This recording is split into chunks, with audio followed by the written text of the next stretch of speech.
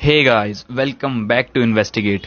Guys, क्या आपको लगता है कि आप एक बहुत छोटे अमाउंट से स्टार्ट करके, जैसे कि एक 500 रुपए से स्टार्ट करके फ्यूचर में चल करके एक बहुत अच्छी और बड़ी वेल्थ क्रिएट कर सकते हैं, वो भी करोड़ों के हिसाब से? गाइस, मैं किसी फेरी टेल के बारे में बात नहीं कर रहा हूं, मैं सिस्टमैटिक इन्वेस्टमेंट प्लान के बारे में बात कर रहा हूं, जिसको एसआईपी के नाम से भी जाना जाता है। गाइस, बहुत से इन्वेस्टर्स का मानना है कि एसआईपी का यूज करके फ्यूचर में एक बहुत अच्छी और बड़ी वेल्थ क्रिएट की जा सकती है, वो भी करोड़ों के हिसाब से। गाइस, मैं आप लोगों को बता दूं कि SIP is nothing but a facility, जिसको यूज करके इन्वेस्टर्स अपने फंड्स को बहुत अच्छे से मोबिलाइज कर पाते हैं, वो भी रेगुलर इंटरवल्स में, और डायरेक्टली म्यूचुअल फंड्स में इन्वेस्ट कर पाते हैं। गाइस, आजकल एसआईपी ट्रेंडिंग में इसलिए भी चल रहा है क्योंकि इन्वेस्टर्स बहुत छोटे अमाउंट से, जैसे कि 500 रुपए से भी स्टार्ट कर सकते हैं अपनी इन्वेस्टिंग म्यूचुअल फंड्स में, और यही वजह है कि एसआईपी को एक बहुत अच्छा इन्वेस्टमेंट ऑप्शन माना जा रहा है। गाइज, अगर आप ये सोच रहे हैं कि आप किस तरीके से एसआईपी में इन्वेस्टिंग स्टार्ट कर सकते हैं, तो आज की ये वीडियो सिर्फ और सिर्फ आपके लिए, क्योंकि आज की इस वीडियो में मैं आप लोगों को वो सारे स्टेप्स बताने वाला हूं जिसको फॉलो करके आप लोग अपनी इन्वेस्टिंग स्टार्ट कर सकते हैं एसआईपी में। और कुछ बेनिफिट्स मैं आप लोगों को एसआईपी के बताऊंगा, जो कि एसआईपी में कुछ बेनिफिट्स अवेलेबल हैं, और लास्ट में वीडियो के मैं आप लोगों को कुछ लिमिटेशन बताऊंगा जो कि एसआईपी में है।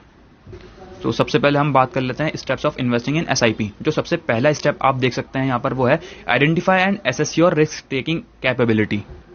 गाइस, मैं आप लोगों को बता दूं कि इन्वेस्टिंग स्टार्ट करने से पहले एसआईपी में आप लोगों को सबसे पहले ये पता लगाना बहुत जरूरी है कि आपकी रिस्क टेकिंग कैपेबिलिटी कितनी है, आप कितना ज्यादा रिस्क ले सकते हैं।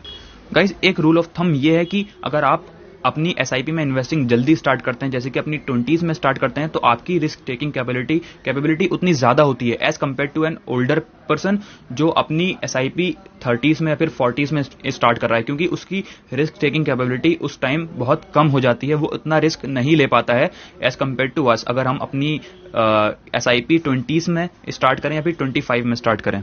आप लोगों को यह भी जानना जरूरी है कि जितनी बड़ी कंपनीज होती हैं जो कि बहुत अच्छा रेट ऑफ रिटर्न देती हैं, उन कंपनीज में रिस्क भी उतना ही ज्यादा होता है। अगर आप लोगों को रेट ऑफ रिटर्न अपना ज्यादा चाहिए अपने इन्वेस्टमेंट का, तो आप लोगों को रिस्क उतना ही बड़ा लेना पड़ेगा उस कंपनी में इन्वेस्ट करने के लिए। यही वजह है कि आप लोगों को अपनी एसआईपी बहुत जल्दी स्टार्ट करनी है, या तो 20s में या फिर 25 में अपने, और अगर आप जल्दी स्टार्ट करेंगे तो आपकी रिस्क टेकिंग कैपेबिलिटी ज्यादा होगी और आप लोग ज्यादा रेट ऑफ रिटर्न ले सकते हैं। Let's move towards the second step, जो कि है recognise your investment objective. Guys, एक बार आपने ये अपनी रिस्क टेकिंग कैपेबिलिटी का पता लगा लिया कि आप कितना ज्यादा रिस्क ले सकते हैं, तो जो चीज आप लोगों को नेक्स्ट पता लगानी है वो ये है कि आप लोग किस वजह से एसआईपी में या फिर म्यूचुअल फंड्स में इन्वेस्टिंग स्टार्ट कर रहे हैं। अगर दूसरे शब्दों में मैं कहूं तो आप लोगों को यह पता लगाना है कि आप लोगों का इन्वेस्टिंग स्टार्ट करने का फाइनेंशियल गोल क्या है, या फिर आप लोगों का इन्वेस्टमेंट ऑब्जेक्टिव क्या है। नॉर्मली कोई भी पर्सन एसआईपी में या फिर कहीं पर भी इन्वेस्टिंग स्टार्ट करता है तो उसका सिर्फ एक स्पेसिफिक फाइनेंशियल गोल रहता है, एक स्पेसिफिक उसके गोल रहता है कि एसआईपी में जब उसको मैच्योरिटी में अमाउंट मिलेगा, वो कहां पर उन अमाउंट को इन्वेस्ट करेगा, या फिर वो रिटायरमेंट के लिए इन्वेस्ट कर रहा है, या फिर किस चीज के लिए इन्वेस्ट कर रहा है। एक बार आपने ये पता लगा लिया कि आपका इन्वेस्टिंग स्टार्ट करने का ऑब्जेक्टिव क्या है, तो आप लोगों का इन्वेस्टिंग करना और ज्यादा आसान हो जाता है, क्योंकि एसआईपी का जो खेल है बहुत लंबा खेल है। फॉर एग्जाम्पल, अगर आप लोगों का इन्वेस्टिंग स्टार्ट करने का एसआईपी में फाइनेंशियल ऑब्जेक्टिव रिटायरमेंट है, रिटायरमेंट के लिए आप लोग एसआईपी में इन्वेस्ट करने जा रहे हैं, तो आप लोग उन म्यूचुअल फंड्स को चुन सकते हैं जो कि डेट इंस्ट्रूमेंट्स में ज्यादा इन्वेस्ट करते हैं as compare to those mutual funds जो कि इक्विटीज में इन्वेस्ट करते हैं, क्योंकि उन म्यूचुअल फंड्स में रिस्क ज्यादा होता है। और अगर आप रिटायरमेंट के लिए इन्वेस्ट कर रहे हैं तो आपके लिए वही म्यूचुअल फंड्स अच्छे हैं जो कि डेट फंड्स में ज्यादातर इन्वेस्ट करते हैं। ओके, जो थर्ड स्टेप आप यहां पर देख सकते हैं वो है selecting a profitable mutual fund. Guys, वैसे तो मार्केट में बहुत सारे म्यूचुअल फंड्स अवेलेबल हैं, बट सारे म्यूचुअल फंड्स आपके इन्वेस्टिंग के लिए, फाइनेंशियल ऑब्जेक्टिव के लिए सही नहीं होते हैं, कंपैटिबल नहीं होते हैं। एक सही म्यूचुअल फंड चूज करना बहुत ज्यादा जरूरी है।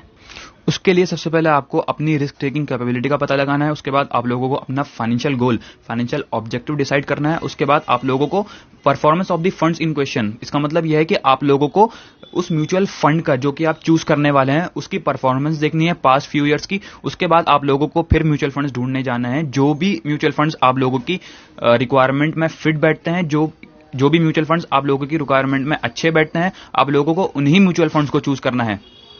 ओके, जो चौथा स्टेप आप यहां पर देख सकते हैं वो है set a convenient date and time horizon. Guys, जैसे कि मैंने आप लोगों को बताया कि एसआईपी एक ऑटो पेमेंट ऑप्शन होता है म्यूचुअल फंड्स में इन्वेस्ट करने का, और उसके लिए आप लोगों को महीने में एक डेट डिसाइड करनी होगी कि आप इस डेट को हर महीने एसआईपी में पैसा चला जाएगा, कट जाएगा आपके अकाउंट से ऑटोमेटिकली, और वो डेट आपकी इन्वेस्टमेंट प्लान्स के अकॉर्डिंग या फिर इन्वेस्टमेंट ऑप्शंस के अकॉर्डिंग होनी चाहिए। जैसे कि फॉर एग्जांपल आपकी सैलरी अगर महीने की 15 तारीख को आती है तो आप लोग 15 तारीख को महीने की एसआईपी आप अपनी सेट करेंगे कि महीने की हर महीने की 15 तारीख को आपका एसआईपी का अमाउंट कट जाएगा। एक बार आपने टाइम अपना डिसाइड कर लिया कि आप महीने की किस तारीख को अपना एसआईपी का अमाउंट कट करवाएंगे ऑटोमेटिकली, उसके बाद आपको जो चीज़ डिसाइड करनी है वो है टाइम होराइजन। टाइम होराइजन वो है कि आप लोगों को हर महीने की एसआईपी बांधनी है, या फिर एक क्वार्टरली एसआईपी फिक्स करनी है, या फिर एक ईयरली एसआईपी फिक्स करनी है। वो भी आपके इन्वेस्टमेंट ऑप्शंस और इन्वेस्टमेंट प्रेफरेंस पर बेस्ड रहेगा। जैसे कि अगर आपकी सैलरी या फिर आपका सैलरी हर महीने आती है तो आप हर महीने फिक्स करिए, या फिर अगर आपका बिजनेस है, बिजनेस में अगर आप चाहते हैं कि क्वार्टरली पे करना चाहते हैं एसआईपी में तो आप क्वार्टरली का चूज कर सकते हैं। अगर आप चाहते हैं कि ईयरली का चूज करना चाहते हैं एसआईपी में इन्वेस्ट करने का तो आप ईयरली का चूज कर सकते हैं। टाइम होराइजन चूज करना भी बहुत ज्यादा इंपॉर्टेंट चीज है। दोस्तों मैं आप लोगों को बता दूं कि आप एसआईपी में ऑनलाइन और ऑफलाइन दोनों तरीके से इन्वेस्ट कर सकते हैं, और ये आप लोगों के कन्वीनियंस पर बेस्ड होगा कि आप लोगों को कौन सा तरीका अच्छा लगता है, कौन सा तरीका पसंद आता है। और जैसे कि मैंने आप लोगों को बताया कि एसआईपी एक ऑटो पेमेंट फैसिलिटी है और जिसमें आप मैनुअली पेमेंट नहीं कर सकते हैं। एक बार एसआईपी फिक्स करने के बाद आप लोगों का अमाउंट, या अगर आपने मंथली फिक्स किया या फिर क्वार्टरली फिक्स किया है तो ऑटोमेटिकली कट कर दिया जाएगा आपके अकाउंट से। इसमें आप मैनुअली पेमेंट नहीं कर सकते हैं, आपको ऑटो पेमेंट फैसिलिटी ही मिलेगी। दोस्तों ये थे सारे स्टेप्स जो कि आपको फॉलो करने हैं एक एसआईपी में इन्वेस्ट करने के लिए। लेकिन मैं आप लोगों को एक चीज और बताना चाहूंगा, वो यह है कि एसआईपी में इन्वेस्ट करने से पहले आप लोगों को एसआईपी के सारे प्रॉस और कॉन्स जान लेने चाहिए। बिना जाने आप लोगों को इन्वेस्टिंग स्टार्ट नहीं करनी चाहिए, और अपना टाइम और होराइजन, डेट और होराइजन दोनों चीजें बिल्कुल अच्छे से और सोच समझ कर फिक्स करना है। ये नहीं है कि आप लोगों को कोई भी डेट या फिर कोई भी टाइम फिक्स कर लेना है, ऐसा नहीं करना है। आप लोगों को बहुत सोच समझ करके आप लोगों को डेट और टाइम फिक्स करना है, और आप लोगों को अपना एसआईपी अमाउंट भी, मंथली एसआईपी अमाउंट भी बहुत अच्छे से सोच समझ कर फिक्स करना है। आप लोग एसआईपी कैलकुलेटर्स की मदद ले सकते हैं। मार्केट में बहुत सारे एसआईपी कैलकुलेटर्स अवेलेबल हैं, आप लोग जा करके चेक कर सकते हैं। मैं डिस्क्रिप्शन में भी कुछ एसआईपी कैलकुलेटर्स के लिंक्स डाल दूंगा। दोस्तों अब बात करते हैं what are the benefits that are in investing in SIP, systematic investment plans. दोस्तों एसआईपी में इन्वेस्ट करने के बहुत सारे बेनिफिट्स भी हैं। जैसे कि सबसे पहला बेनिफिट आप यहां पर देख सकते हैं वो है रुपी कॉस्ट एवरेजिंग।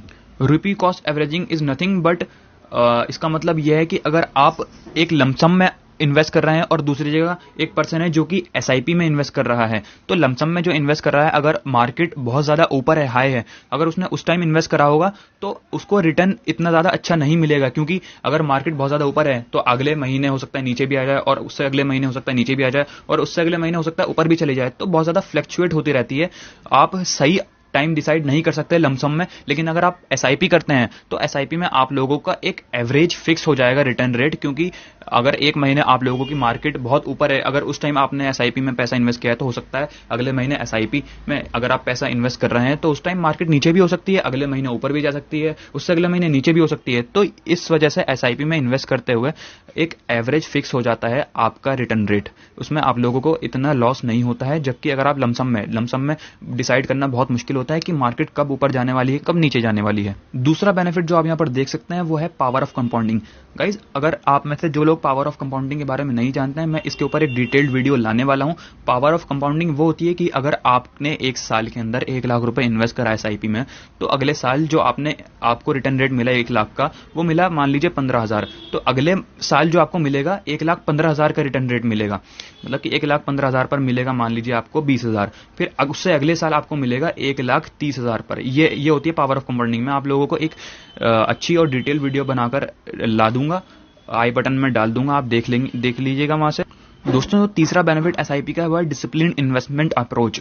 दोस्तों सबसे बड़ा और अच्छा एक बेनिफिट जो एसआईपी का यहां पर देखने को मिल सकता है वो है डिसिप्लिन इन्वेस्टमेंट अप्रोच। क्योंकि एसआईपी एक ऑटो पेमेंट फैसिलिटी प्रोवाइड करता है, इसमें आप मैनुअली पेमेंट नहीं कर सकते हैं और आप एक बहुत छोटे अमाउंट से भी स्टार्ट कर सकते हैं। और यही वजह है कि एक बंदा एक अच्छे से डिसिप्लिन वे में इन्वेस्टिंग कर सकता है। जबकि अगर आप स्टॉक मार्केट में इन्वेस्ट करेंगे या कहीं इन्वेस्ट करेंगे मैनुअली, तो आप लोगों को एक डिसिप्लिन नहीं मिल पाता है जो कि आप लोगों को एसआईपी में मिलता है। चौथा और जो आखिरी बेनिफिट आप लोगों को यहाँ देखने को मिल सकता है वो है फ्रीडम फ्रॉम मार्केट टाइमिंग। जो सबसे बड़ा बेनिफिट और अच्छा बेनिफिट है कि वो है फ्रीडम फ्रॉम मार्केट टाइमिंग। दोस्तों एसआईपी में इन्वेस्ट करने का सबसे बड़ा बेनिफिट ये है कि आप लोगों को डर नहीं होता है कि अगर जब मार्केट ऊपर जाएगी या फिर नीचे आएगी, आप लोगों को उससे लेना देना नहीं होता है, क्योंकि आप लोग महीने के हिसाब से पे करते हैं, हर महीने इन्वेस्ट करते हैं। हो सकता है जब मार्केट ऊपर भी जा रही है आपने उस टाइम भी इन्वेस्ट करा, जब मार्केट नीचे भी आ रही है आपने उस टाइम भी इन्वेस्ट करा, तो आप लोगों को उन चीज से लेना देना नहीं होता है। और यही सबसे अच्छी बात है, फ्रीडम फ्रॉम मार्केट टाइमिंग। दोस्तों, कुछ बेनिफिट्स होने के बावजूद भी एसआईपी में कुछ लिमिटेशंस भी हैं, और इस पार्ट में मैं आप लोगों को कुछ एसआईपी के लिमिटेशंस के बारे में बताने वाला हूं। जो सबसे बड़ा लिमिटेशन है वो है लॉन्ग टर्म रिजल्ट्स। दोस्तों, कॉस्ट एवरेजिंग और रुपी कॉस्ट एवरेजिंग और पावर ऑफ कंपाउंडिंग होने के बावजूद भी एसआईपी में आप लोगों को रिजल्ट तभी मिलेगा जब आप लॉन्ग टर्म के लिए इन्वेस्ट कर रहे हैं, बहुत लंबे समय के लिए इन्वेस्ट कर रहे हैं। और जैसे कि आप लोग जानते हैं कि इंडियंस में इतनी ज्यादा पेशेंस नहीं होता है, वो जल्दी रिजल्ट चाहते हैं, गेट रिच क्विकली वाली स्कीम्स ज्यादा फॉलो करते हैं। लेकिन अगर आप एसआईपी में इन्वेस्ट कर रहे हैं तो आप मन बना लीजिएगा कि आप लोगों को लॉन्ग टर्म के लिए इन्वेस्ट करना है, तभी आप लोगों को फायदा होगा। लॉन्ग टर्म में आप लोगों का टैक्स भी कम लगेगा, लॉन्ग टर्म में आप लोगों को अपना मैच्योरिटी में अमाउंट भी बहुत अच्छा मिलेगा। दोस्तों, जो दूसरा लिमिटेशन मुझे देखने को मिल रहा है वो है लेस कंट्रोल। दोस्तों, अगर आप एक एसआईपी स्टार्ट करने वाले हैं तो आप लोगों को एसआईपी में इन्वेस्ट करने के ज्यादा इन्वेस्टमेंट ऑप्शन नहीं मिलते हैं। एक अगर आपने म्यूचुअल फंड चुन लिया है इन्वेस्ट करने के लिए, तो आप लोगों को उसी में इन्वेस्ट करना होगा। मान लीजिए कुछ टाइम बाद आप लोगों को एसआईपी का अमाउंट कम करना है या बढ़ाना है, या फिर अपना टाइम होराइजन चेंज करना है, तो आप नहीं कर पाएंगे अगर आप लोग ऐसे म्यूचुअल फंड्स चूज करते हैं। लेकिन आजकल ऐसे म्यूचुअल फंड्स भी आ रहे हैं जो आप लोगों को ऐसी फैसिलिटीज प्रोवाइड करते हैं जिसमें आप लोग अपने अमाउंट एसआईपी अमाउंट को बढ़ा भी सकते हैं, घटा भी सकते हैं, और अपने टाइम होराइजन को चेंज भी कर सकते हैं। ओके दोस्तों, आज की इस वीडियो में इतना ही। जो कि मैंने स्टेप्स आपको इस वीडियो में बताए हैं, आप लोग वो सारे स्टेप्स फॉलो कीजिएगा, और जो कि प्रोस एंड कॉन्स मैंने आप लोगों को एसआईपी के बताए हैं, उन सब प्रोस एंड कॉन्स को आप लोग अच्छे से समझिएगा और ध्यान से देखिएगा। उसके बाद ही ध्यान से और अच्छे से बैठ करके डिसीजन लीजिएगा। और आज की इस वीडियो में इतना ही। Thank you so much for watching this video till the end. अगर आप लोगों को ये वीडियो अच्छी लगी हो तो वीडियो को लाइक कर देना और सब्सक्राइब के बटन को दबाना मत भूलना, क्योंकि अपने इस चैनल इन्वेस्टिगेट पर मैं स्टॉक मार्केट और फाइनेंस से रिलेटेड वीडियोस लाता रहता हूँ। Happy investing.